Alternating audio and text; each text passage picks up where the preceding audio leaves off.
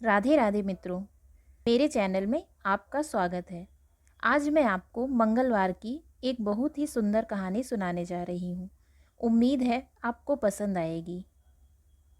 किसी गांव में एक बूढ़ी माँ रहती थी जो हनुमान जी की परम भक्त थी।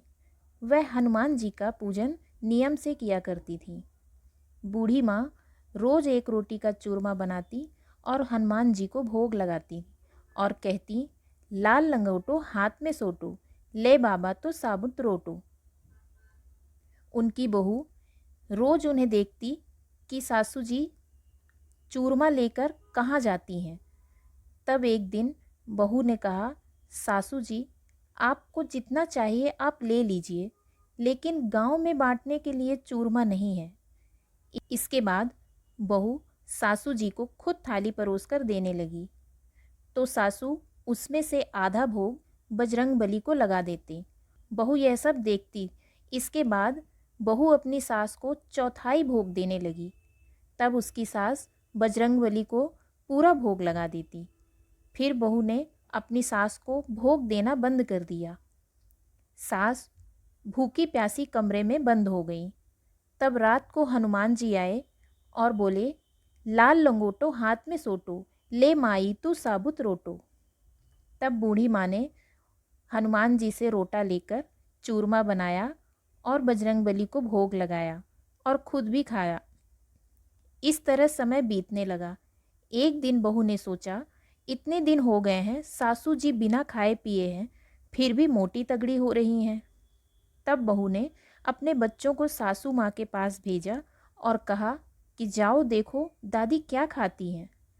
तब बच्चों ने देखा, देर रात को हनुमान जी आए और रोटा दिया।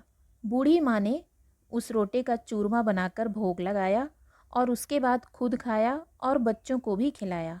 सुबह बच्चे अपनी माँ के पास गए तो उन्होंने माँ को ये बताया कि माँ, दादी माँ के पास एक लाल मुंह का बंदर आता है और वही रोटा देकर जाता है। इधर बहू के घर में धन संपत्ति का विनाश होने लगा। दूसरे दिन बहू रात को चुपचाप देखती रही। जैसे ही बजरंगबली आए, बहू ने उनके पांव पकड़ लिए। बजरंगबली बोले, अरे पापिन, मैं बाल ब्रह्मचारी हूँ, तू मेरा पांव मत पकड़, मुझे छोड़ दे। तब बहू ने कहा कि भगवान आप मुझे माफ़ कर दीजिए, तभी मैं आपके पैर छोड़ूंगी। हनुमान जी ने कहा, तूने मेरे भक्त को पूजा करने से रोका है, अब मुझसे माफ़ी क्यों मांग रही है। बहू ने कहा, भगवान मेरी आँख खुल गई है, अब मैं इन्हें कभी मना नहीं करूँगी। सासू माँ जितना चाहे उतना भोग लगा सकती हैं और जैसे चाहे आपकी भक्ति कर सकती हैं, और मैं भी अपनी सासू माँ के साथ मिलकर आपकी पूजा किया करूँगी। तब हनुमान जी ने कहा, ठीक है, जाओ, अब सब कुछ ठीक हो जाएगा। उसके बाद बहू बेटा अपनी माँ के साथ हर मंगलवार को हनुमान जी की पूजा करने लगे।